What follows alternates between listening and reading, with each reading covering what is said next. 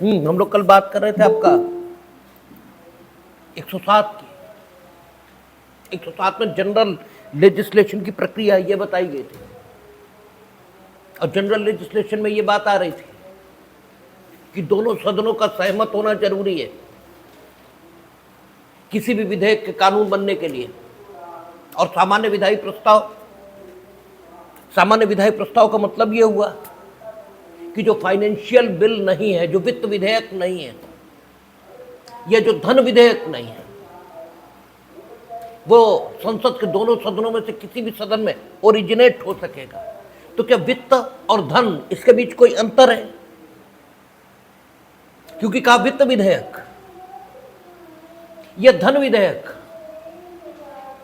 ये केवल लोकसभा में ओरिजिनेट होंगे। क्यों? अनुच्छेद 117 ये कह रहा है, और ऑन रिकमेंडेशन ऑफ प्रेसिडेंट तभी इनिशिएट होंगे, उसके अलावा इनिशिएट ही नहीं हो सकते। जबकि जो सामान्य विधायी प्रस्ताव है दोनों सदनों में से किसी भी सदन में ये इनिशिएट हो जाएंगे। और मनी बिल, केवल मनी बिल, उसके बारे में स्थिति यह है कि राज्यसभा ये सबऑर्डिनेट पोजीशन में है। राज्यसभा मनी बिल में कोई हस्तक्षेप ये कर ही नहीं सकती, सिवाय इसके कि कंसीडर करें, और कंसीडरेशन के लिए भी 14 डेज सिर्फ इतने ही मिलेंगे। तो इसका मतलब ये हुआ कि मनी बिल और वित्त विधेयक, इसके बीच कोई फर्क तो है ही। फाइनेंशियल बिल, इसे मनी बिल नहीं कहा जा सकता। और ज्यादा एप्रोप्रिएट बात यह है कि प्रत्येक मनी बिल फाइनेंशियल बिल हो सकता है, लेकिन प्रत्येक फाइनेंशियल बिल मनी बिल हो जरूरी नहीं है। और वैसे यह बात भी बहुत एप्रोप्रिएट नहीं है, लेकिन फिर भी जस्ट टू अंडरस्टैंड वित्त विधेयक और धन विधेयक, इसके बीच अंतर ये तो करने ही पड़ेंगे। धन मंत्री नहीं होता, वित्त मंत्री होता है। और वित्त के कई प्रकार हैं। उनका संस्थागत वित्त, कारपोरेट फाइनेंस, ठीक है। इसका मतलब है कि फाइनेंस और धन कोई अंतर तो है। तो वित्त विधेयक, इसे समझने के लिए वित्त को जानना जरूरी है। वित्त में केवल धन शामिल नहीं होता, धन का प्रबंधन यह भी शामिल है। जो पैसा है उसे किस ढंग से यूज किया जाए, यह वित्त इस शब्द के अंतर्गत आने वाली प्रक्रिया है। किसी भी काम को करने के लिए पैसा लाएंगे कहां से? हमारे पास इस समय नहीं है, लेकिन हमने कोई प्लानिंग की है। उस प्लानिंग के मुताबिक, उस पर्पस के लिए हमें पैसे चाहिए, वो हम कहां से लाएंगे? This is the management. ये वित्त का भाग है, ठीक है। इसलिए वित्त मंत्री बजट प्रस्तुत करता है, क्योंकि बजट क्या है? फाइनेंशियल प्लानिंग गवर्नमेंट की, जो नेक्स्ट ईयर के लिए कर रही है। उस नेक्स्ट ईयर में वो जो प्लानिंग कर रही है, उसके लिए उसे पैसे चाहिए। इसलिए आप देखेंगे बजट जैसे ही आता है वैसे नवीन टैक्सेस आते हैं। तो प्लानिंग धन की, धन का निवेश कैसे करें, इन्वेस्टमेंट कैसे करें। हालांकि जब हम मैनेजमेंट धन का कह रहे हैं तो इन्वेस्टमेंट उसमें शामिल है, यानी raising of the funds, investment of the fund, management of the fund, ये सारी चीजें शामिल होती हैं वित्त शब्द में। जबकि धन सिर्फ धन से संबंधित है, इसमें और कुछ भी शामिल नहीं है। तो धन विधेयक अलग है और वित्त विधेयक अलग है। धन विधेयक, इसकी डेफिनेशन क्या है? अनुच्छेद 110 बताएगा। अनुच्छेद 110 कहेगा धन विधेयक मीनिंग देयर बाय, जब आप किसी टैक्स को लगाने का प्रस्ताव कर रहे हैं, किसी टैक्स को खत्म करने का प्रस्ताव कर रहे हैं, टैक्स की दर इसमें परिवर्तन ये करना चाहते हैं, टैक्स की दर में कटौती करना चाहते हैं, ये सारे मामले धन विधेयक इसके माध्यम से किए जाएंगे। वो कहता है गवर्नमेंट ऑफ इंडिया लोन लेना चाहती है। ये गवर्नमेंट ऑफ इंडिया जो भारत की संचित निधि है, कंसोलिडेटेड फंड ऑफ इंडिया है, उस कंसोलिडेटेड फंड ऑफ इंडिया में कुछ जमा करना चाहती है, कुछ निकालना चाहती है, या फिर कंसोलिडेटेड फंड ऑफ इंडिया की गारंटी पर कोई धन संबंधी दायित्व यह स्वीकार करना चाहती है, ठीक है, या धन संबंधी दायित्व जो उसने ऑलरेडी ले रखे हैं उनमें परिवर्तन करना चाहती है, या भारत की संचित निधि इस पर किसी खर्च को भार घोषित करना चाहती है। संसद कानून बनाकर ऐसा कर सकती है कि अब तक भारत की संचित निधि पर जो कुछ भार घोषित किया गया है उसके अलावा कुछ और भी भारत की संचित निधि पर भार घोषित कर दे, ऐसा संसद को अधिकार है। जब कॉन्स्टिट्यूशन ऑफ इंडिया लागू हुआ तो कुछ चीजें तो भारत की संचित निधि पर ऑलरेडी भार घोषित कर दी गई स्वयं संविधान के द्वारा, जैसे उनका कि राष्ट्रपति, उपराष्ट्रपति, controller and auditor general of India, ठीक है, हाई कोर्ट और सुप्रीम कोर्ट के जो जजेस हैं उनके न्यायालय के जो खर्च हैं, उनके ऑफिसर्स के जो खर्च हैं, वो सारे भारत की संचित निधि पर भार होंगे। ये तो स्वयं कॉन्स्टिट्यूशन ऑफ इंडिया ने डिक्लेयर कर दिया, लेकिन आगे ऐसी जरूरतें हो सकती हैं कि कुछ चीजों को भारत की संचित निधि पर भार घोषित करना पड़े। तो अगर ऐसा किया जाता है और गवर्नमेंट ऑफ इंडिया ऐसा करने का निर्णय लेती है तो वह ऐसा कर सकेगी, और ऐसा करने के लिए जो एक्ट लाएगी उसे मनी बिल कहा जाएगा। जो सेंट्रल गवर्नमेंट के अकाउंट्स हैं, जो किसी स्टेट गवर्नमेंट के अकाउंट हैं, उन सबकी ऑडिटिंग, लेखा परीक्षा, इसके संबंध में जो कानून बनेंगे वे सब मनी बिल कहलाएंगे। तो धन विधेयक क्या है, ये अनुच्छेद 110 में उन्होंने भली प्रकार डिफाइन कर दिया कि this is the money bill. उसके अलावा मनी बिल कुछ नहीं है, उसके अलावा मनी बिल हो भी नहीं सकता। तो मनी बिल जब डिफाइंड है तो सिर्फ मनी बिल वही होगा, उसके अलावा मनी बिल कुछ नहीं हो सकता। जैसे आपकी किताबों में है कि प्रिवेंशन ऑफ, ठीक है, वो जो आपका वन पर्यावरण से संरक्षण, पर्यावरण संरक्षण से संबंधित अधिनियम है, उस पर्यावरण संरक्षण अधिनियम के अंतर्गत गवर्नमेंट को सशक्त किया गया था। हमने बार बार आपसे कहा है कि कानून किसका होता है? विधायिका का। गवर्नमेंट विधायिका से अलग है। यह अलग बात है कि गवर्नमेंट के जितने सदस्य होंगे सब विधायिका के सदस्य होंगे, because we have adopted the principle of parliamentary democracy. जो पार्लियामेंट्री डेमोक्रेसी होती है तो एग्जीक्यूटिव के मेंबर्स या कार्यपालिका के सदस्य विधायिका के सदस्य होते हैं। कार्यपालिका के प्रमुख कौन है इस समय? राष्ट्रपति, कहने को टाइटुलर हेड तो वही है, लेकिन रियल एग्जीक्यूटिव जिसे बोला जाता है उसके हेड कौन है? नरेंद्र मोदी। और वो विधायिका के सदस्य हैं, कहां से? बनारस से। जितने भी मेंबर्स हैं आपका एग्जीक्यूटिव के शाहजहांपुर में मेंबर देखेंगे तो जितिन प्रसाद, वो एग्जीक्यूटिव के मेंबर है, क्योंकि केंद्रीय मंत्री हैं। और वे विधायिका के सदस्य कहां से? पीलीभीत से। तो विधायिका का सदस्य होना ही होगा, लेकिन फिर भी एग्जीक्यूटिव का अस्तित्व अलग है और विधायिका का अस्तित्व अलग है। एग्जीक्यूटिव कुछ भी करेगी, उसके लिए विधायिका का कानून चाहिए।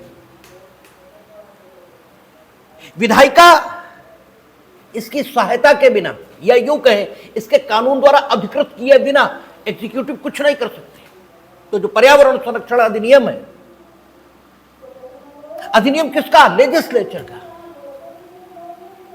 और लेजिस्लेचर ने ताकत दी उसमें सेक्शन 3 के माध्यम से, किसे? एग्जीक्यूटिव को, यानी विधायिका ने कार्यपालिका को शक्ति दी कि कार्यपालिका चाहे तो एक अथॉरिटी है, इसको अपॉइंट कर सकती है।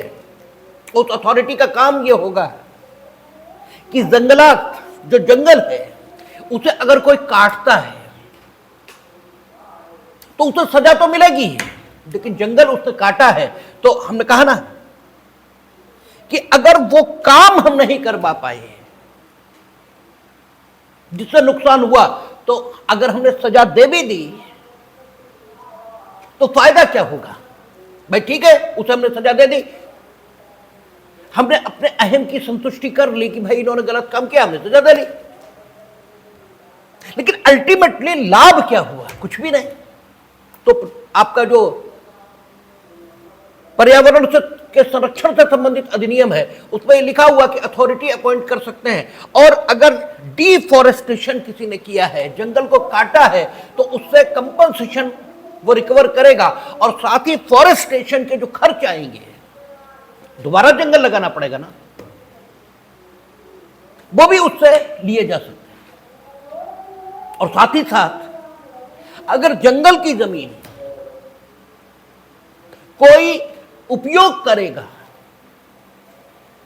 गैर वनीय प्रयोजनों के लिए, तो वो जो किराया देगा, जैसे दुधवा है,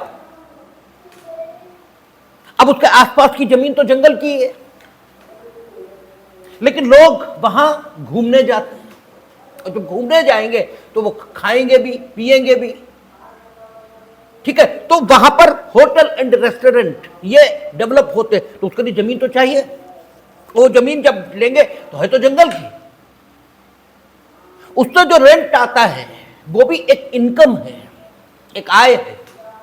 तो इस सबका मैनेजमेंट करने के लिए जो बिल लाया गया, क्या वो मनी बिल है? ये सवाल उठा। और अगर मनी बिल है तो राज्यसभा की ताकत सीमित हो जाएगी। ये फर्क है ना, राज्यसभा की ताकत तत्काल सीमित हो जाएगी अगर वो मनी बिल है। फिर 14 डेज सिर्फ आपको मिलेंगे, और you may consider that, but you can not propose any amendment, you can not propose, meaning thereby you may propose, but आपका जो प्रपोजल है वो ठीक है बाइंडिंग हो जाए, ये स्थिति नहीं होगी। लोकसभा सहमत हो जाए तो ठीक, न हो तो लोकसभा ने मूल रूप से जैसे पारित किया वैसे पारित माना जाएगा। ज्वाइंट सेशन इसकी भी जरूरत नहीं। जनरल बिल हो एक्सेप्ट देन मनी बिल, तो ज्वाइंट सेशन चाहिए, ठीक है। तो फर्क आएंगे।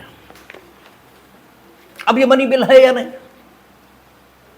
तो अगर अनुच्छेद 110 मनी बिल को परिभाषित नहीं करेगा, तो कोई भी बिल एग्जीक्यूटिव मनी बिल घोषित कर देगी, और इस ढंग से राज्यसभा के कंसीडरेशन से मनी बिल को बचा देगी, ठीक है ना। इसलिए मनी बिल क्या है, यह अनुच्छेद 110 में उन्होंने डिफाइन कर दिया, this is the money bill. और दूसरी चीज, यह बाध्यता क्यों रख दी कि मनी बिल सिर्फ राष्ट्रपति की रिकमेंडेशन पर, कहा लोकसभा में, इसके अलावा कहीं नहीं। यानी लोकसभा भी चाहे तो कोई टैक्स या कोई ऐसा बिल जो मनी बिल की डेफिनेशन में है अपनी तरफ से पारित कर दे, नहीं कर सकते। हमने कहा ना, लोकसभा संसद का भाग है और एग्जीक्यूटिव बिल्कुल अलग अथॉरिटी है। यह महत्वपूर्ण प्रतिबंध है पार्लियामेंट्री डेमोक्रेसी में। किस पर? हाउस की शक्तियों पर। यह हाउस की शक्ति पर प्रतिबंध है। हाउस खुद चाहे कि कोई टैक्स लगा दे, नहीं लगा सकता। हाउस चाहे कोई कानून बना दे, बना देगा, यद्यपि बनाना कठिन होगा क्योंकि सरकार बहुमत में होती है और सरकार अगर विरोध में आ गई तो बन ही नहीं पाएगा। लेकिन मानिए सरकार विरोध में ना आए, जैसे दहेज के मामले में हुआ, नहीं आई विरोध में, भाई प्राइवेट मेंबर बिल आया ना, सरकारी बिल तो था नहीं,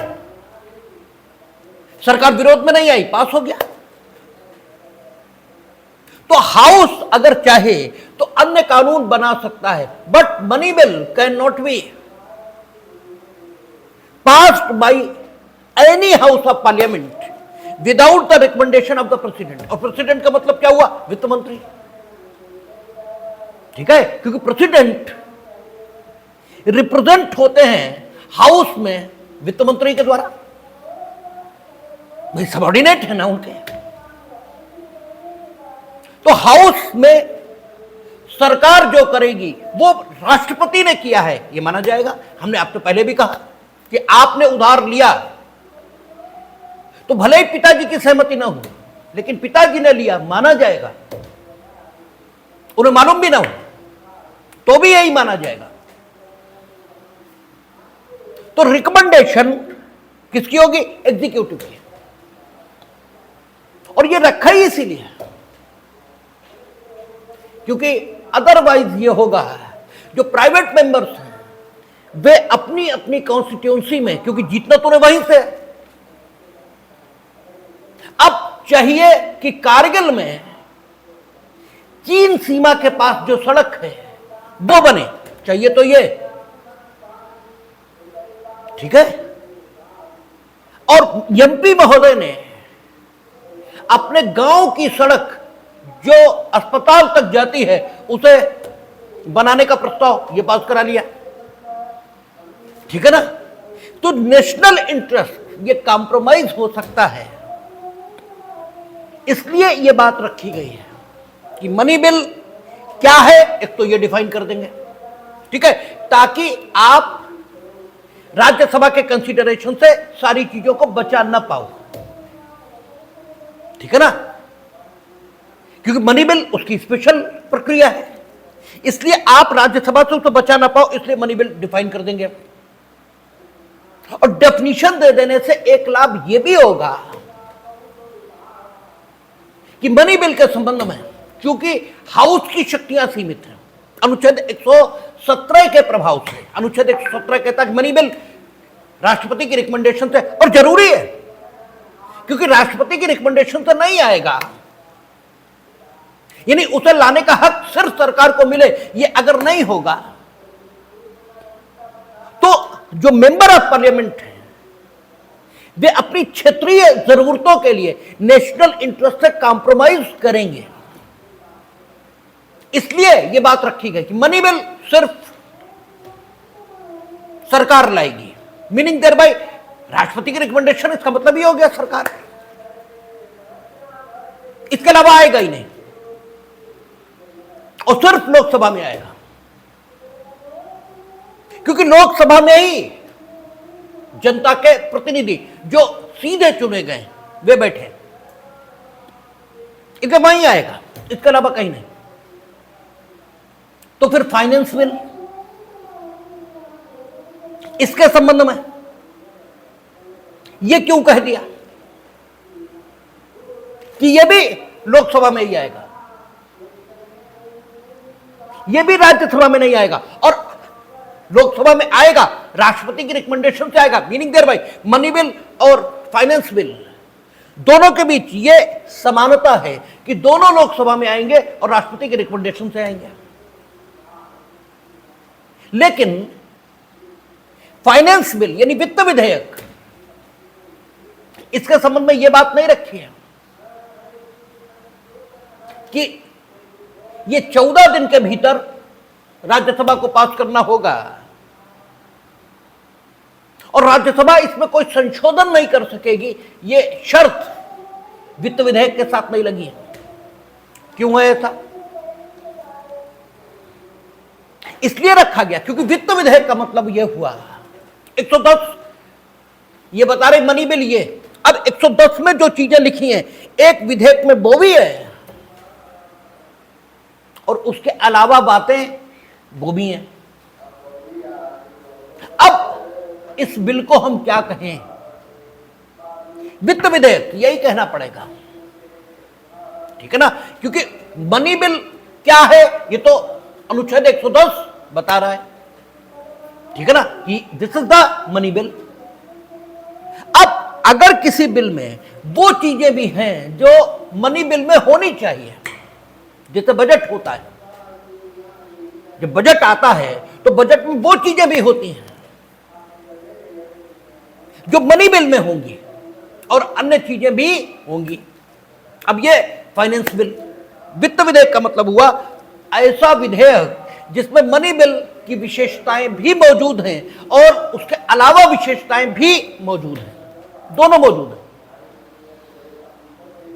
अगर विधेयक ऐसा है तो इसे हम मनी बिल नहीं कहते, इसे हम फाइनेंस बिल कहते हैं, वित्त विधेयक कहते हैं। अब चूंकि तो मनी बिल की विशेषताएं भी होती हैं, इसलिए कहीं ऐसा ना हो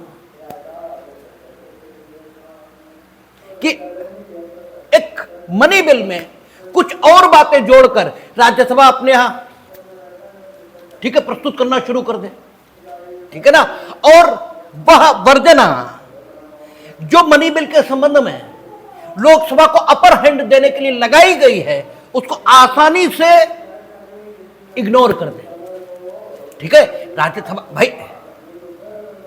अगर फाइनेंस बिल भी लोकसभा में ओरिजिनेट होगा ये शर्त नहीं रखेंगे, ये शर्त लगानी जरूरी है, इसीलिए लगाई कि मनी बिल और फाइनेंस बिल दोनों लोकसभा में आएंगे और राष्ट्रपति की रिकमेंडेशन पर आएंगे। अगर फाइनेंस बिल के संबंध में ये शर्त न लगाएं, खाली मनी बिल के संबंध में लगाएं, तो राज्यसभा क्या करेगी? मनी बिल लेगी, उसमें एक बात कुछ और जोड़ देगी, अब हो गया फाइनेंस बिल, अब राज्यसभा में आ जाएगा। तो जो हम चाहते हैं कि मनी बिल सिर्फ वहीं आए, क्योंकि जनता से चुने हुए डायरेक्ट प्रतिनिधि वहीं बैठे हैं और नेशनल इंटरेस्ट को एग्जीक्यूटिव अधिक अच्छी तरह से समझ सकती है, सरकार अधिक अच्छी तरह से समझ सकती है। भाई नरेंद्र मोदी देश के प्रधानमंत्री, अगर तमिलनाडु में भी कुछ होगा तो भी वही रिस्पॉन्सिबल है, उन्हीं को जवाब देना है। सुदूर उत्तर वहां कुछ होगा तब भी जवाब उन्हीं को देना है, और बनारस में कुछ होगा तो भी जवाब उन्हीं को देना है।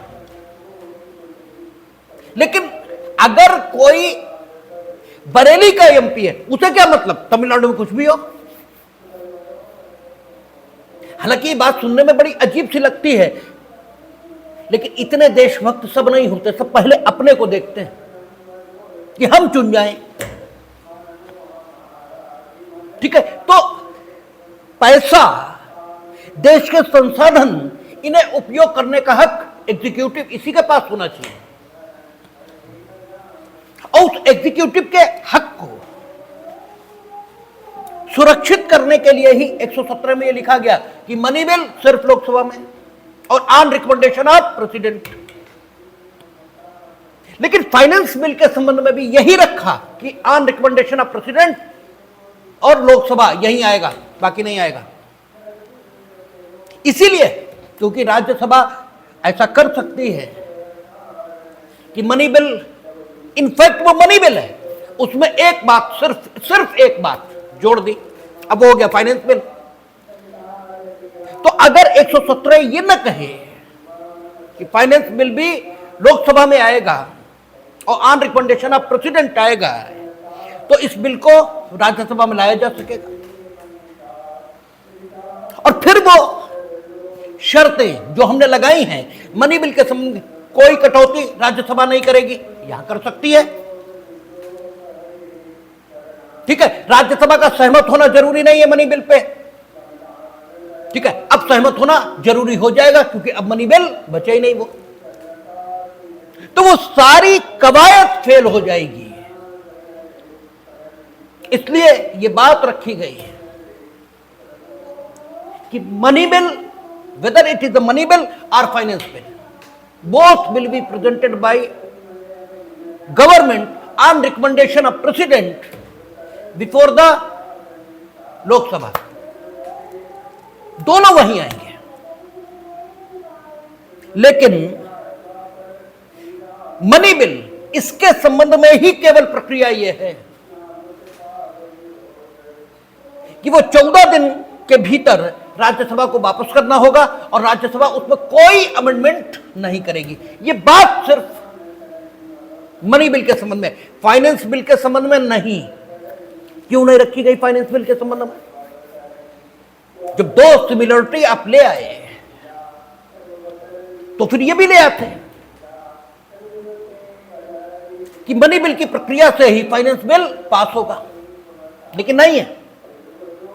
फाइनेंस बिल के लिए जो सामान्य विधेयक की प्रक्रिया है उसी का इस्तेमाल होगा, यानी राज्यसभा उसे 14 दिन के बाद पास करती तो भी कोई दिक्कत नहीं, उसमें संशोधन ये भी प्रस्तावित कर सकती है और उन संशोधनों से लोकसभा को सहमत भी होना चाहिए। और अगर सहमत नहीं है लोकसभा तो फिर ज्वाइंट सेशन यही आएगा, 108 की प्रक्रिया वही, यानी बिल्कुल सामान्य विधेयक की प्रक्रिया से मनी बिल पास होगा। क्यों? काहे? देखिए, विश्वास किसी पर नहीं किया जा सकता। विश्वास तो सिर्फ राम और कृष्ण इन्हीं पर किया जा सकता है, इसके अलावा विश्वास किसी पर नहीं। तो लोकसभा इस पर भी अंधविश्वास करना ठीक नहीं है। अगर हम ये मनी बिल को छोड़कर फाइनेंस बिल के संबंध में भी शर्त लगा देंगे कि फाइनेंस बिल इसके संबंध में भी मनी बिल की प्रक्रिया रहेगी और राज्यसभा कोऑर्डिनेट पावर्स को एंजॉय नहीं करेगी, तो स्थिति यह होगी कि लोकसभा क्या करेगी? सामान्य विधेयक, ठीक है, सामान्य विधेयक, उसमें कुछ पैसे संबंधी बातें जोड़ दी, अब वो फाइनेंस बिल हो गया। भाई मनी बिल 110 में परिभाषित है, हमने मनी बिल रहने नहीं दिया, सामान्य विधेयक है, बस उसमें एक बात पैसे संबंधी जोड़ दी। अब मनी बिल तो वो है नहीं क्योंकि 110 की परिभाषा में नहीं है, लेकिन सामान्य विधेयक भी नहीं है क्योंकि उसमें एक प्रस्ताव पैसे संबंधी है, इसलिए वो फाइनेंस बिल हो गया। अब जब फाइनेंस बिल हो गया और शर्त यह है कि उसे मनी बिल की प्रक्रिया से ही पारित किया जाए, तो राज्यसभा की शक्ति इस विधेयक के संबंध में सीमित हो गई, जो कि नहीं होनी चाहिए। ठीक है भाई, ठीक है, मनी बिल के संबंध में स्पेशल पावर्स दी जा सकती हैं, लेकिन हर विधेयक के संबंध में तो नहीं दी जा सकती। ठीक है, तो जो कवायद राज्यसभा कर सकती है वही कवायद लोकसभा कर सकती है। इसलिए यह बात रखी गई कि 109 की प्रक्रिया यानी मनी बिल को पारित करने की प्रक्रिया सिर्फ मनी बिल के संबंध में, फाइनेंस बिल के संबंध में नहीं। हां, यह ठीक है कि दोनों के दोनों आएंगे कहां? लोकसभा में, राष्ट्रपति की रिकमेंडेशन के आधार पर तभी आएंगे। लेकिन ऐसा जरूरी नहीं होगा मनी बिल को छोड़कर कि राज्यसभा सहमत न हो तो भी ज्वाइंट सेशन की प्रक्रिया से उसको पारित कराया जा सके। ठीक है, मनी बिल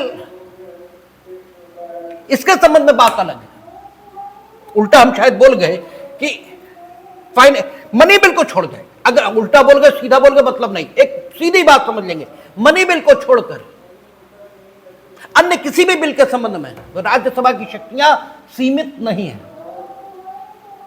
केवल मनी बिल के संबंध में सीमित है। और मनी बिल कौन सा है? अनुच्छेद 110 बता रहा है, उसे छोड़कर जितने बिल हैं सब सामान्य बिल हैं या वित्त विधेयक। और इसीलिए कहा गया कि पर्यावरण संरक्षण अधिनियम की धारा 3 में जिस अथॉरिटी को जन्म देने का हक सरकार को है, उसे पास कराने के लिए जब वह विधेयक लाया गया तो वह मनी बिल नहीं है। ठीक है ना?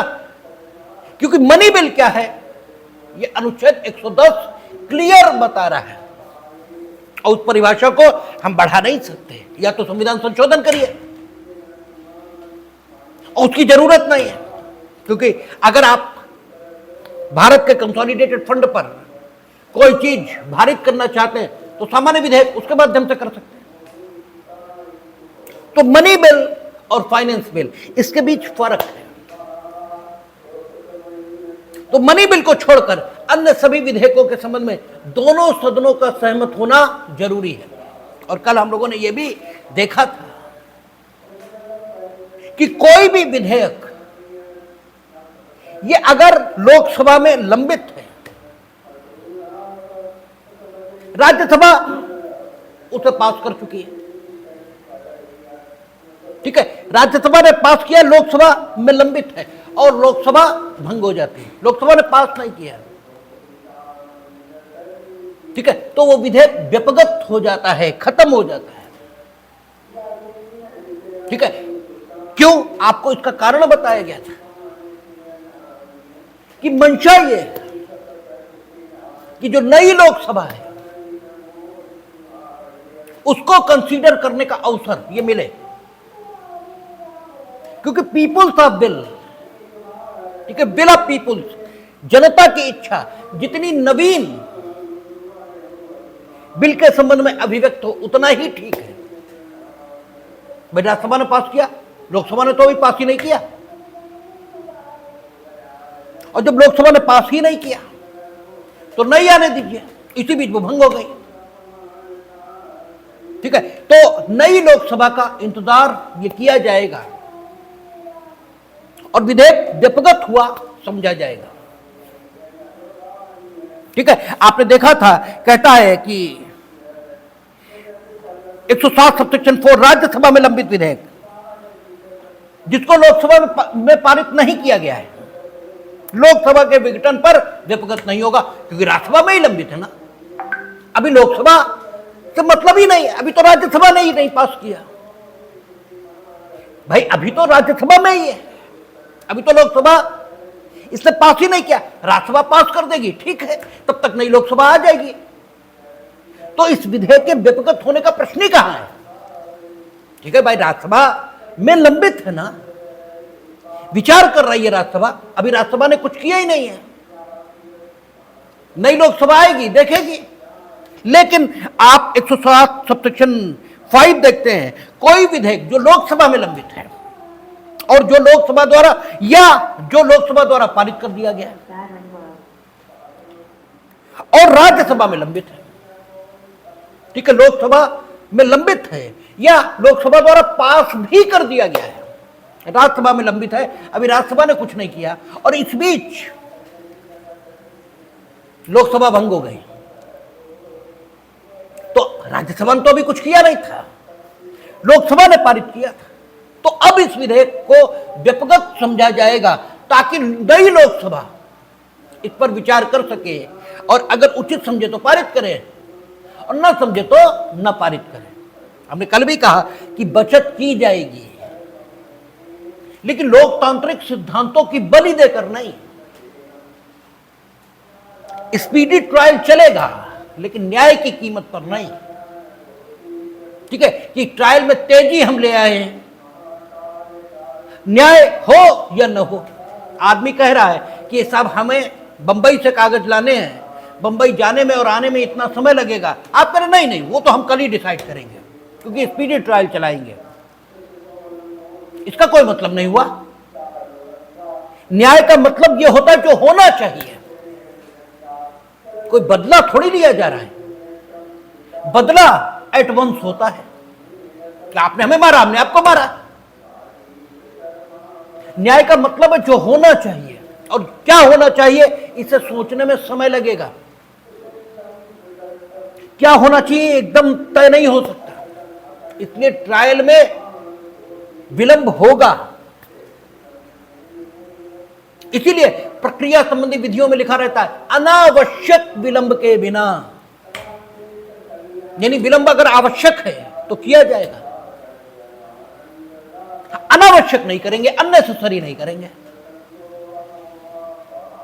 ठीक है, तो आप देखेंगे कि 107(4) और 107(5) लोकतांत्रिक जरूरतों के मुताबिक बने हुए सेक्शन है। सेक्शन तो ना कहें, आर्टिकल। ठीक है, तो 107 हम लोगों ने देखा था कि दोनों सदनों का सहमत होना यह जरूरी है विधायी प्रक्रिया के संबंध में। एक चीज और, जब 107 हम लोगों ने पढ़ना शुरू किया था, ठीक है, तो सबसेक्शन 2 भी आया था, और सबसेक्शन 2 कह रहा है अनुच्छेद 108 और अनुच्छेद 109 के उपबंधों के अधीन रहते हुए, यानी सामान्य विधायी प्रक्रिया भी 108 और 109 के उपबंधों के अधीन रहेगी। और 109 की जो प्रक्रिया वो धन विधेयक पारित करने की प्रक्रिया है, उस प्रक्रिया से धन विधेयक पारित होते हैं। 108 ज्वाइंट सेशन की प्रक्रिया है, और उस प्रक्रिया को तब हम इस्तेमाल में लाते हैं जब दोनों सदन किसी ऐसे विधेयक पर जो धन विधेयक नहीं है असहमत होते हैं, तब ज्वाइंट सेशन की प्रक्रिया इस्तेमाल में लाई जाती है। तो 108 यह भी कहता है कि अगर लोकसभा ने पारित कर दिया, ठीक है ना, और राज्यसभा में मामला लंबित है, ठीक है, अभी राज्यसभा ने पास नहीं किया और लोकसभा भंग हो गई, ठीक है, तब तो विधेयक व्यपगत है, तब तो कोई मतलब ही नहीं बचा। ठीक है, यानी फिर तो 107 सबसेक्शन 5 की स्थिति आ गई कि अगर लोकसभा में लंबित है या लोकसभा ने पास कर दिया किंतु राज्यसभा में लंबित है, अभी राज्यसभा ने कुछ किया नहीं, और इसी बीच लोकसभा भंग हो गई, तब तो विधेयक ही चला गया, विधेयक ही नहीं बचा, तो कोई मतलब ही नहीं बचा, 108 के लिए कोई स्कोप ही नहीं है। लेकिन हम लोगों ने देखा था कि अगर राज्यसभा इसमें विधेयक लंबित नहीं है, लोकसभा पास कर चुकी है, ठीक है, और या लंबित है लोकसभा में, तब भी यह स्थिति नहीं हो सकती, लोकसभा पास कर चुकी है और राज्यसभा ने भी पास कर दिया, ठीक है, लेकिन विद अमेंडमेंट पास किया। लोकसभा पास कर चुकी है, राज्यसभा ने पास किया किंतु विद अमेंडमेंट, लंबित नहीं है, पास कर दिया, लेकिन विद अमेंडमेंट। तो मामला न 107 सबसेक्शन 4 से गवर्न हो रहा है, क्योंकि 107 सबसेक्शन 4 कहता है कि राज्यसभा पास कर चुकी है और लोकसभा इसके समक्ष लंबित है, ठीक है, और लोकसभा भंग हो गई, ठीक है, सिचुएशन डिफरेंट है। राज्यसभा ने पास कर दिया है, लोकसभा ने अभी कुछ नहीं किया है और लोकसभा डिसॉल्व हो गई, ठीक, नहीं आएगी, देखेंगे जैसा जो कुछ होगा, ठीक। 107 सबसेक्शन 4 से स्थिति गवर्न नहीं हो रही। 107 सबसेक्शन 5 क्या कहता है कि लोकसभा में लंबित है या लोकसभा ने पास कर दिया और राज्यसभा में लंबित है, इस बीच लोकसभा भंग हो गई, यानी राज्यसभा ने अभी कुछ नहीं किया, तो नई लोकसभा आएगी, देखेगी जो कुछ होगा। लेकिन एक तीसरी सिचुएशन हो सकती है जो ना 107 सब्सेक्शन 4 की हो और ना 107 सब्सेक्शन 5 की हो। तीसरी सिचुएशन क्या हो सकती है? लोकसभा इसने पास कर दिया, राज्यसभा ने भी पास कर दिया, लेकिन विद अमेंडमेंट। और 107 सब्सेक्शन 2 कहता है कि दोनों सदन सहमत होकर पास करें, असहमत नहीं। ठीक है ना? पास दोनों ने किया, किंतु असहमति है। अब भी यह विधेयक कानून नहीं बन सकता, लोकसभा भंग हो गई। ठीक है, अब जब लोकसभा भंग हो गई तो भी यह व्यपगत हो गया, क्योंकि दोनों सदनों ने उस रूप में उसे पास किया ही नहीं कि यह कहा जा सके कि दोनों सदन सहमत हुए थे। ये नहीं, स्थिति नहीं आई। अब नई लोकसभा आएगी, फिर से करना पड़ेगा। अगर एक स्थिति है कि अगर राष्ट्रपति ने यह नोटिफिकेशन जारी कर दिया कि हम ज्वाइंट सेशन बुलाएंगे, ये नोटिफिकेशन जारी हो गया और उसके बाद लोकसभा भंग हो गई। ठीक है, उसके बाद भंग हो गई, ज्वाइंट सेशन हो नहीं पाया, नोटिफिकेशन जारी हुआ, लोकसभा भंग हो गई, तो इस विधेयक को पास करने के प्रयोजनों से लोकसभा भंग हुई, यह नहीं माना जाएगा और ज्वाइंट सेशन फिर भी होगा। यह महत्वपूर्ण बात है। ठीक है ना? फिर ज्वाइंट सेशन तब भी होगा, ज्वाइंट सेशन के लिए लोकसभा अस्तित्व में है, ऐसे मान लिया जाएगा। और फिर वो जो लोकसभा जो भंग हो चुकी है और राज्यसभा, वो तो स्थायी सदन है, दोनों का ज्वाइंट सेशन होगा और उसमें विधेयक जिस रूप में पारित होगा उस रूप में उसे दोनों सदनों द्वारा पारित मान लिया जाएगा। और इस सेशन में कोई नवीन संशोधन किसी के द्वारा प्रस्तावित नहीं किए जाएंगे, केवल वे ही संशोधन विचार के लिए रखे जाएंगे जिन पर सदन असहमत हुए थे। हां, यह ठीक है कि समय के बीतने के कारण यदि कोई संशोधन आवश्यक हो गए हैं तो वे किए जा सकेंगे। जैसे तारीख ही बदलनी है, ठीक है ना, तो तारीख तो बदली जाएगी ना, समय के बीतने के साथ वो तो जरूरी हो जाएगा। ये समय के बीतने के साथ देश की स्थिति में कोई परिवर्तन ये आ गया और उस परिवर्तन को देखते हुए कुछ नवीन उपबंध उसमें किए जाने जरूरी हैं, तो वे किए जाएंगे। और जो संशोधन उन संशोधनों के अलावा प्रस्तावित किया जा रहा है, जो जिन संशोधनों पर सदन असहमत थे, उनके बारे में लोकसभा अध्यक्ष का निर्णय अंतिम होगा। वे निर्णय करेंगे कि कौन से संशोधन प्रस्तावित किए जाएं, या प्रस्तावित किए जा सकते हैं या नहीं प्रस्तावित किए जा सकते हैं। इस संबंध में लोकसभा अध्यक्ष निर्णय लेंगे। और ज्वाइंट सेशन की जो प्रक्रिया है उसको लोकसभा अध्यक्ष ही प्रिजाइड करेंगे। मनी बिल के संबंध में भी लोकसभा अध्यक्ष को यह ताकत है कि वो प्रमाणित करेंगे कि कोई बिल मनी बिल है या नहीं। इस संबंध में सुप्रीम कोर्ट को भी कोई ताकत नहीं है, क्योंकि 118, 119, 122 वो सारी चीजें हम लोगों ने देखी हैं। हाउस ऑटोनोमस है,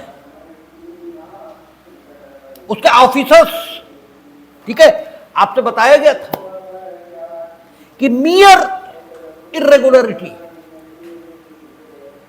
केवल अनियमितता, इसके आधार पर हाउस की किसी कार्यवाही को किसी न्यायालय के समक्ष चुनौती नहीं दी जा सकती। संभवतः अनुच्छेद 122 या 119 उसमें कहीं लिखा हुआ है एकदम कंफर्म हमें याद नहीं, लेकिन 118, 119, 122 इन 3 आर्टिकल्स में से किसी में एक में लिखा है। हाँ, इलीगैलिटी इस पर चुनौती मिलेगी, लेकिन इरेगुलरिटी इस पर नहीं। तो लोकसभा अध्यक्ष ये सर्टिफाई करेंगे कि कोई बिल मनी बिल है या नहीं। ये भी अधिकार उन्हीं का है।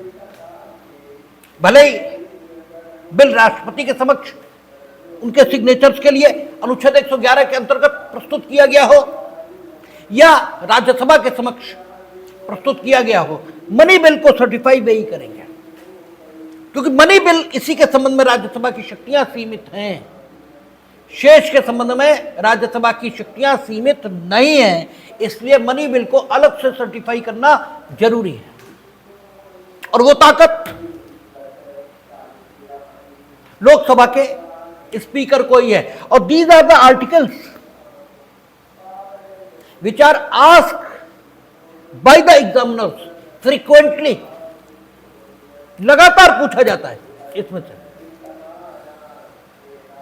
108 ज्वाइंट सेशन की प्रक्रिया इसको रेगुलराइज कर रहा है। कहता है कुछ दशाओं में दोनों सदनों की संयुक्त बैठक, यानी 108 ये रेगुलर आर्टिकल नहीं है। रेगुलर आर्टिकल नहीं मीनिंग देयर भाई कि ये लगातार उपयोग में आता हो, ऐसा नहीं है, क्योंकि लगातार तो संसद के दोनों सदन अपने कन्फ्रंटेशंस को खुद ही रिजॉल्व कर लेते हैं। ठीक है, लोकसभा असहमत हुई, राज्यसभा ने पुनर्विचार कर लिया। लोकसभा की बातों से उन्हें लगा कि बात इनकी ठीक है, हमारे ध्यान में ये बात नहीं आ पाई, वो सहमत हो गए, बात खत्म हो गई। राज्यसभा ने कोई संशोधन दिए, उन्हें लगा कि बात तो ठीक है, हमारे ध्यान में नहीं आई, उन्होंने अपनी सहमति उन संशोधनों के प्रति व्यक्त कर दी। 108 की जरूरत ही नहीं। लेकिन स्थिति यह भी हो सकती है कि दोनों सदन असहमत हो, और ऐसा हिंदुस्तान में तो बहुत फ्रीक्वेंटली होता है, होता सभी देशों में है, खाली हिंदुस्तान में नहीं होता, सभी देशों में, क्योंकि पॉलिटिकल कॉम्प्लेक्शन एकदम डिफरेंट है और सब सत्ता चाहते हैं, इसलिए झूठ बोलना, दोनों पक्ष खूब झूठ बोलते हैं। संविधान बचा रहे थे, उसे कोई बचाने की जरूरत ही नहीं, वो बच रहा था, उसे बचाने की क्या जरूरत। उसे तो अब स्वयं डॉक्टर भीमराव अंबेडकर आ जाए वो भी खत्म नहीं कर सकते भाई, उसे तो अब डॉक्टर भीमराव अंबेडकर स्वयं खत्म नहीं कर सकते, क्योंकि बेसिक स्ट्रक्चर का प्रिंसिपल है, आप बेसिक स्ट्रक्चर के अगेंस्ट जाकर कुछ कर ही नहीं सकते। लेकिन बच रहा था और खूब बचा। ठीक है, तो पॉलिटिकल कॉम्प्लेक्शन के आधार पर मानिए राज्यसभा में बहुमत किसी अन्य दल का है और लोकसभा में बहुमत किसी अन्य दल का है, तब तो ऐसे मतभेद आ ही जाएंगे, ठीक है, जो परस्पर सदन सहमत नहीं होंगे। और आपने देखा था कि जब कांग्रेस पराजित हुई 1977 में जनता पार्टी से, तो बैंकिंग व्यवस्था से संबंधित कानून राज्यसभा से पारित नहीं हो पाया, क्योंकि कांग्रेस राज्यसभा में बहुमत में थी और लोकसभा में जनता पार्टी ये आ चुकी थी। हमने आपसे कहा 3 बार ज्वाइंट सेशन बुलाना पड़ा है, एक पोटा के लिए, एक दहेज अधिनियम को पारित करने के लिए, और तीसरा बैंकिंग सर्विसेज से संबंधित बिल को पास करने के लिए। तो 3 बार ज्वाइंट सेशन बुलाया गया है, इसलिए ज्वाइंट सेशन की प्रक्रिया इसको रखना जरूरी है। यहां कहता है यदि किसी विधेयक के एक सदन द्वारा पारित किए जाने और दूसरे सदन को पारित किए जाने के पश्चात दूसरे सदन द्वारा विधेयक अस्वीकार कर दिया गया है। भाई दो ही स्थितियां ज्वाइंट सेशन बुलाने की हो सकती है, या तो विधेयक टोटली आउटराइट रिजेक्ट हो गया दूसरे सदन के द्वारा, और या उसमें संशोधन ये प्रस्तावित हो गए। तो दोनों स्थितियों का जिक्र उन्होंने किया। अस्वीकार कर दिया गया है, यह विधेयक में किए जाने वाले संशोधनों के बारे में दोनों सदन अंतिम रूप से असहमत हो गए। अंतिम रूप से असहमति का मतलब ही यही है कि ऐसा नहीं है कि पहले असहमत थे, बाद में चर्चा हुई और दोनों सहमत हो गए। तो अंतिम असहमति ये तो नहीं रही ना, प्रारंभिक असहमति थी लेकिन अंतिम असहमति नहीं थी। बुलाया कब जाएगा जब अंतिम रूप से असहमत हो गए, या दूसरे सदन को विधेयक प्राप्त होने की तारीख से 6 मास, इससे भी ज्यादा समय हो गया, ठीक है, यानी 6 मास 1 दिन हो गए, खाली 6 मास हुआ तो नहीं, 6 मास से अधिक समय व्यतीत हो गया। अधिक का मतलब 1 घंटा हो, लेकिन अधिक हो, फिर ज्वाइंट सेशन बुलाया जाएगा। यद्यपि सदन असहमत नहीं हुआ, लेकिन यह असहमति विवेक्षित है। सब कुछ तो मुंह से नहीं कहोगे, अभिव्यक्ति के अनेकों तरीके होते हैं,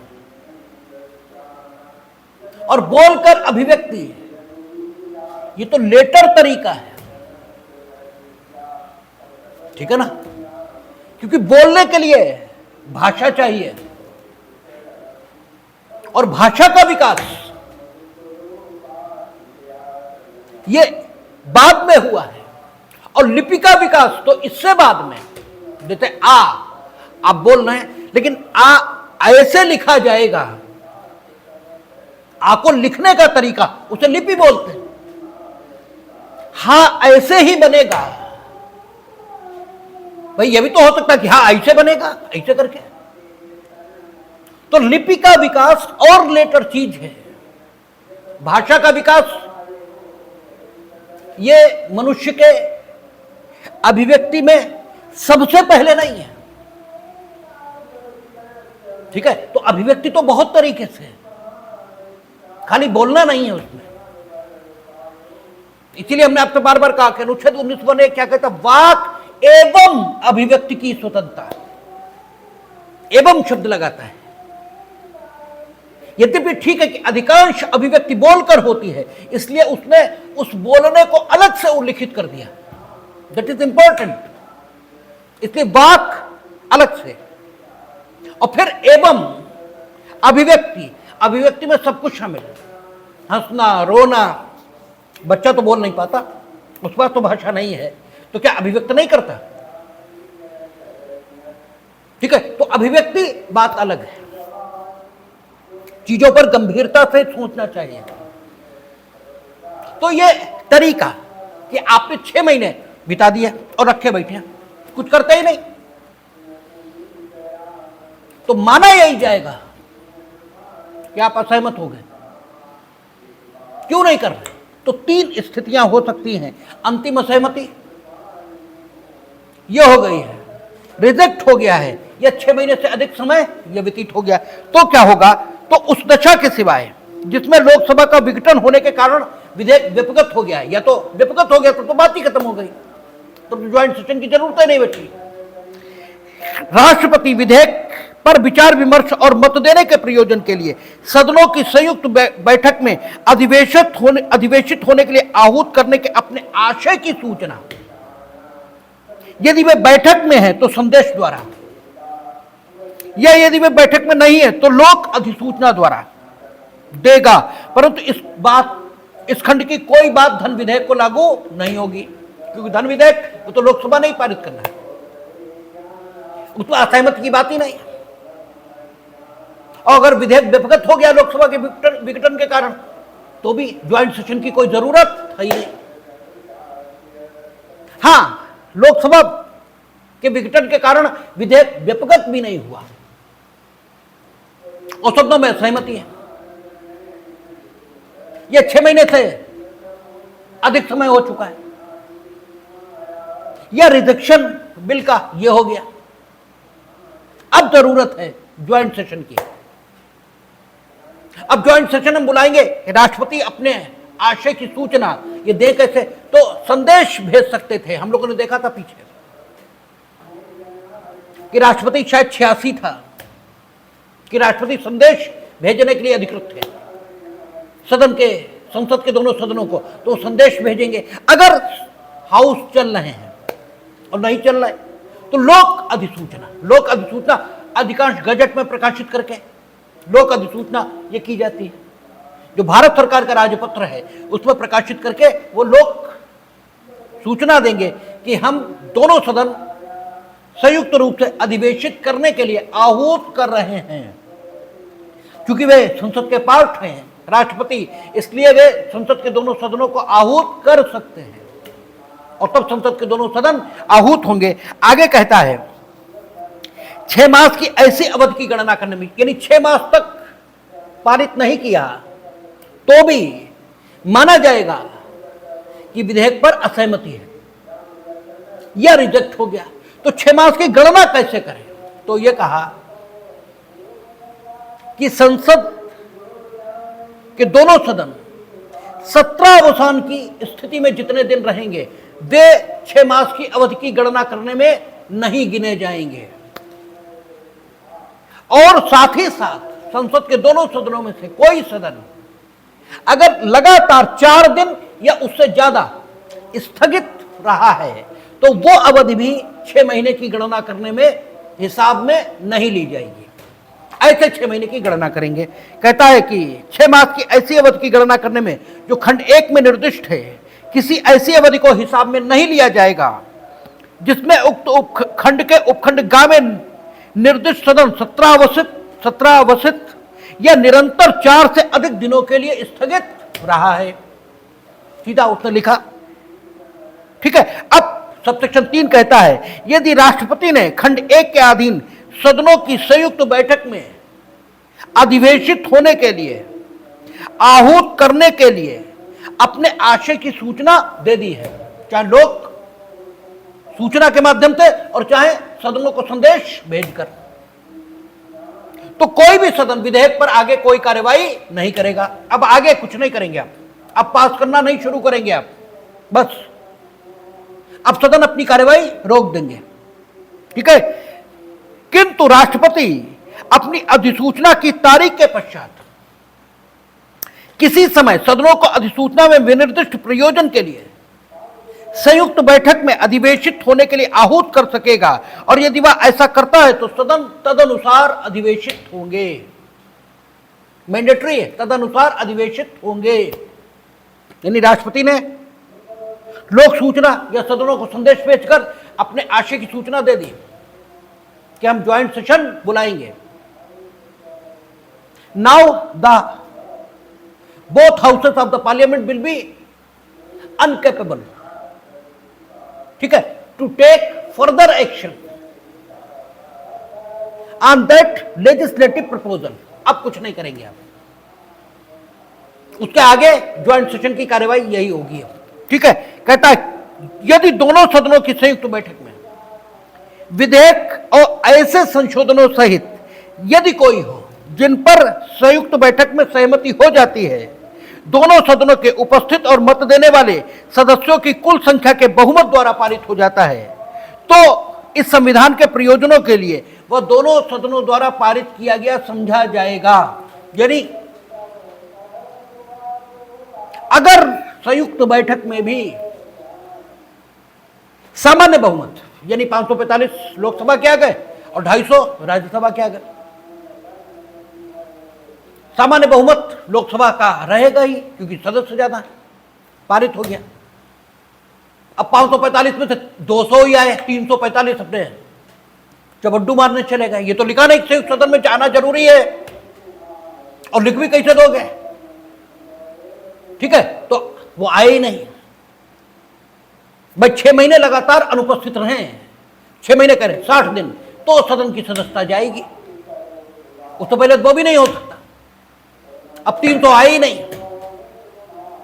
250 उनके पूरे आ गए, अब वो अलग हैं, जो 200 ही आए वो 250 खिलाफ रहे, तो सब बैठक विधेयक पारित नहीं हुआ। यानी ज्वाइंट सेशन में उम्मीद है कि लोकसभा जैसा चाहती है वैसा हो जाएगा। क्यों? सरकार बहुमत में होती है, बुला ही लेगी, हो जाएगा। जरूरी नहीं है हो ही जाएगा। अगर हो जाता है तो जिस रूप में ज्वाइंट सेशन में पारित हुआ उसी रूप में पारित हुआ मान लिया जाएगा। आज तक ऐसा हुआ भी नहीं कि ज्वाइंट सेशन में विधेयक पारित न हो पाए हों उस रूप में जिस रूप में लोकसभा चाहती थी, और लोकसभा उसी रूप में चाहती जिस रूप में सरकार चाहती, क्योंकि सरकार बहुमत में होती है। ठीक है, तो आप कहता है कि पारित किया गया समझा जाएगा, परंतु संयुक्त बैठक में यदि विधेयक एक सदन से पारित किए जाने पर दूसरे सदन द्वारा संशोधनों सहित पारित नहीं कर दिया गया और उस सदन को जिसमें उसका आरंभ हुआ था लौटा नहीं दिया गया है, तो ऐसे संशोधनों से भिन्न यदि कोई हो जो विधेयक पारित होने में देरी के कारण आवश्यक हो गए हैं, विधेयक में कोई और संशोधन प्रस्थापित नहीं किया जाएगा। वही बात जो हमने आपको बताई कि अगर असहमति हुई तो किन्हीं संशोधनों पर हुई ना। हां, यह भी हो सकता है कि 6 महीने तक ऐसे ही डाले रखे तो कोई संशोधन पर असहमति है यह कहा ही नहीं जा सकता। विधेयक आउटराइट रिजेक्ट हो गया तब भी संशोधन पर असहमति यह नहीं कहा जा सकता। लेकिन अगर संशोधनों पर असहमति है तो केवल वे ही संशोधन ज्वाइंट सेशन में लिए जाएंगे, अन्य कोई संशोधन नहीं। यानी अगर रिजेक्ट किया गया है आउटराइट, ये 6 महीने से ज्यादा समय तक लंबित रखा गया है, इसलिए joint session president of India द्वारा बुलाया गया। अच्छा, प्रेसिडेंट ऑफ इंडिया पर भी कोई ऑब्लिगेशन नहीं है ज्वाइंट सेशन बुलाएंगे ही, मत बुलाए तो फिर पारित ही नहीं हुआ, बात खत्म। पारित कराना भी चाहते हैं तब ज्वाइंट सेशन, ठीक है ना। और अगर संशोधन है तो संशोधन प्रस्तावित होंगे वे जिन पर असहमति है या वे जो समय के बीतने के कारण आवश्यक हो गए। लेकिन अगर आउटराइट रिजेक्ट हुआ है, यह 6 महीने से ज्यादा समय हुआ इसलिए बुलाया गया ज्वाइंट सेशन, तो कोई संशोधन नहीं आएगा सिवाय उसके जो समय बीतने के कारण आवश्यक हो गया है, उसके अलावा कोई संशोधन नहीं आ सकता, ठीक है ना। अच्छा, यदि विधेयक इस प्रकार पारित कर दिया गया है और लौटा दिया गया है तो विधेयक में केवल पूर्वोक्त संशोधन और ऐसे अन्य संशोधन जो उन विषयों से सुसंगत हैं जिन पर सदनों में सहमति नहीं हुई थी प्रस्थापित किए जाएंगे। यानी वही संशोधन जिन पर सहमति नहीं हुई और उन संशोधनों से संबंधित कोई संशोधन हो, जैसे उन्होंने कहा इनकम टैक्स में मान लीजिए लगाया, उन्होंने कहा अब तक इनकम टैक्स में उन्होंने उस आय को आयकर के अधीन लाने की बात की थी जो व्यक्ति को नौकरी से प्राप्त हो रही है। उसमें उन्होंने कहा नहीं भाई, नौकरी के अलावा अगर खेती से प्राप्त हो रही वो भी शामिल मानी जाएगी, तो इस विषय से संबंधित संशोधन है वो भी आ जाएगा। बाकी बिल्कुल नवीन संशोधन नहीं आएगा, ठीक है ना। और पीठासीन व्यक्ति इस बारे में विनिश्चय अंतिम होगा कि कौन सा संशोधन इस खंड के अधीन ग्राह्य है। ज्वाइंट सेशन में जो पीठासीन होगा, जो अध्यक्षता कर रहा होगा, वो यह तय करेगा कि इस खंड के अंतर्गत कौन सा संशोधन ग्राह्य है। कौन सा संशोधन ग्राह्य है ये तो बता दिया ना, ये ग्राह्य है, इसके अलावा कोई नहीं। आप जो संशोधन प्रस्तावित करना चाहते हैं वो उन संशोधनों के अंतर्गत है या नहीं, इसे तय करने का काम कौन करेगा? पीठासीन। और पीठासीन कौन होगा? लोकसभा अध्यक्ष। ज्वाइंट सेशन की अध्यक्षता लोकसभा अध्यक्ष ये करेगा। कहता है सबसेक्शन 5 में, सदनों की संयुक्त बैठक में अधिवेशित होने के लिए आहूत करने के अपने आशय की राष्ट्रपति की सूचना के पश्चात लोकसभा का विघटन बीच में हो जाने पर भी इस अनुच्छेद के अधीन संयुक्त बैठक हो सकेगी और उसमें विधेयक पारित हो सकेगा। आपको बताया कि लोकसभा के विघटन के कारण विधेयक व्यपगत नहीं हुआ। लोकसभा ने पारित किया, राज्यसभा ने भी पारित किया, लेकिन संशोधनों के साथ, और इसी बीच लोकसभा भंग, ठीक है। या राज्यसभा ने पारित किया संशोधन था, तो विधेयक वापस लोकसभा को जाएगा। लोकसभा को गया, लेकिन लोकसभा उन संशोधनों से सहमत होती, इससे पहले ही भंग हो गए, या सहमति बनी ही नहीं और भंग हो गई। यानी विधेयक व्यापक भी नहीं है और दोनों सदन सहमत भी नहीं हो पाए और लोकसभा भंग हो गई। तो राष्ट्रपति ने अगर सूचना दे दी है ज्वाइंट सेशन बुलाने की, तो ज्वाइंट सेशन के प्रयोजनों से लोकसभा भंग नहीं मानी जाएगी। इसका मतलब यह भी निकला कि अगर नहीं दी है तो फिर बात खत्म हो गई, फिर तो दोबारा से प्रक्रिया चलेगी, क्योंकि विधेयक तो खत्म हो गया, दोनों सदन सहमत हुए ही नहीं।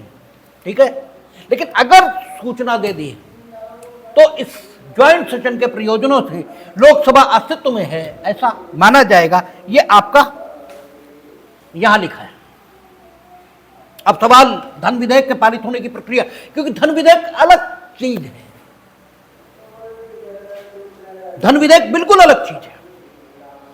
देखिए, बजट जब पास होता है, तो बजट जब पास होता है तो मनी बिल की प्रक्रिया ये भी अपनाई जाती है। बजट 3-4 चरणों में पास होता है और बिल्कुल वही प्रक्रिया होती है जो जनरल बिल की होती है। जनरल बिल कैसे पास होता है? सबसे पहले बिल लोकसभा के समक्ष या राज्यसभा जहां भी, क्योंकि जनरल बिल किसी भी सदन में ओरिजिनेट हो जाएगा, वहां जब रखा जाता है तो एक सामान्य चर्चा के साथ कि हम ये बिल प्रस्तावित कर रहे हैं, बस इतना रखा जाता है।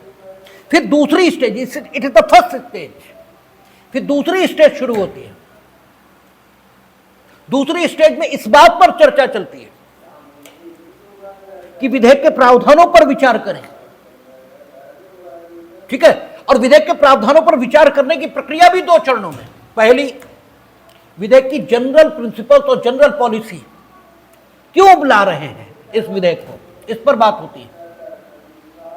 जनरल प्रिंसिपल, सामान्य सिद्धांत विधेयक के और सामान्य नीति, और इस स्तर पर निर्णय लिया जाता है सदन के द्वारा कि विधेयक को सेलेक्ट कमेटी को भेज दें,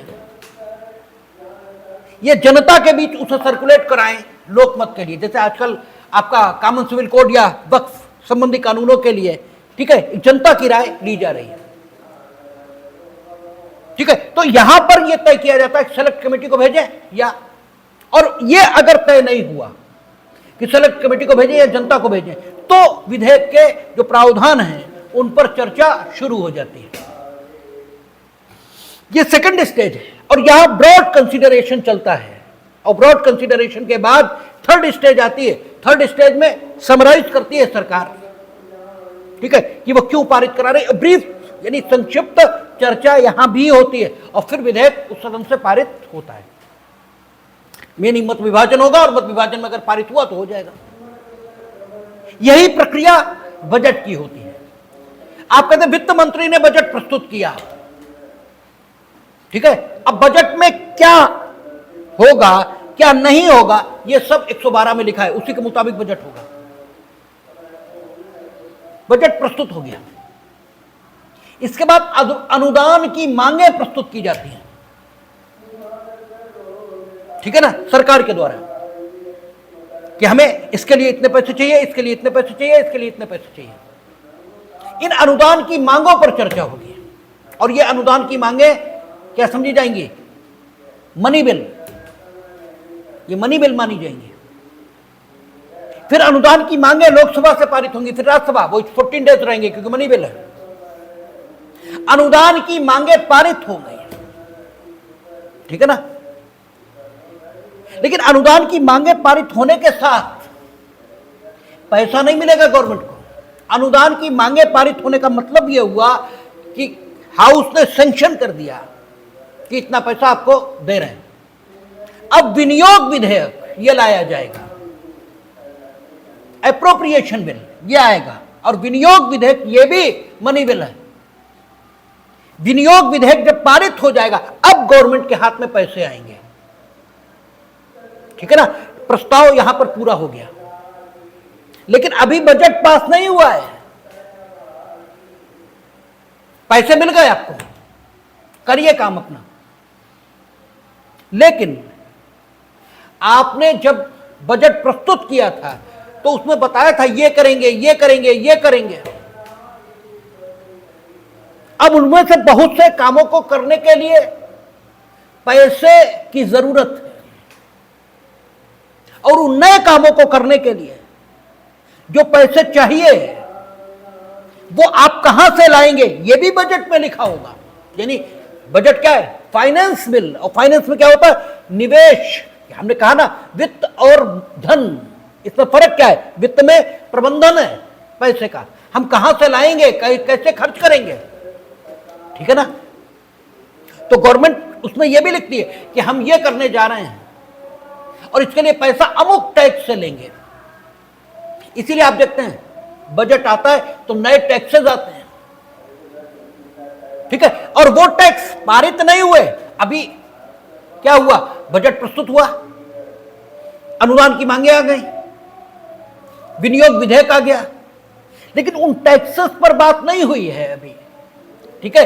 जो टैक्स लगाने का प्रस्ताव है उन टैक्सेस पर बात नहीं हुई, क्योंकि खर्च के लिए पैसा तो तुरंत चाहिए, इसलिए अनुदान की मांगे, विनियोग विधेयक वो तो पारित कर दिया।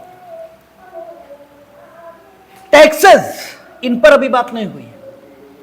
अब इन टैक्सेस को पास करने की बात चलेगी और वो सामान्य विधायी प्रक्रिया से चलेगी, और सामान्य विधायी प्रक्रिया से यानी राज्यसभा कटौती और फलाना और ढिमाका सब कर सकती है, ठीक है ना।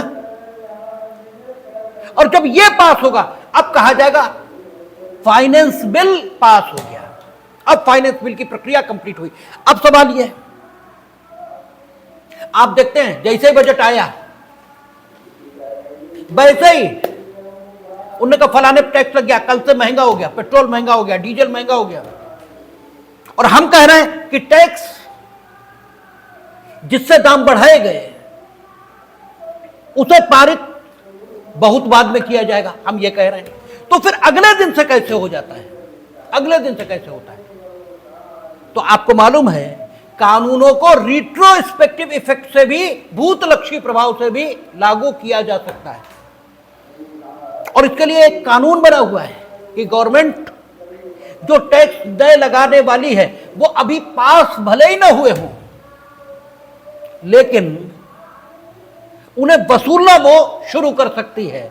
आगे अगर पास नहीं होगा तो गवर्नमेंट को वापस करना पड़ेगा, ठीक है, और पास वो करा ही लेंगे, ठीक है। इसलिए बजट, इसमें लगने वाले टैक्स, इन्हें सहमति विधायी बहुत बाद में मिलती है, लेकिन लग वो अगले ही दिन से जाते हैं जैसे ही बजट आता है, ठीक है ना। तो मनी बिल अब हम लोग शुरू करने वाले 109, 110 में मनी बिल की परिभाषा आएगी, और 111 प्रेसिडेंशियल असेंट के बारे में है। वो सभी विधायी प्रस्तावों पर चाहिए, उसमें क्या है क्या नहीं, इस सब की बात करेंगे हम लोग। और फिर लेखा अनुदान, अपवादा अनुदान, प्रत्यय अनुदान, ये क्या चीजें हैं, और कंसोलिडेटेड फंड ऑफ इंडिया क्या है, कंटिंजेंसी फंड ऑफ इंडिया क्या है, लोक लेखा ये क्या चीज है, इस सब पर बात करेंगे, देखेंगे कल।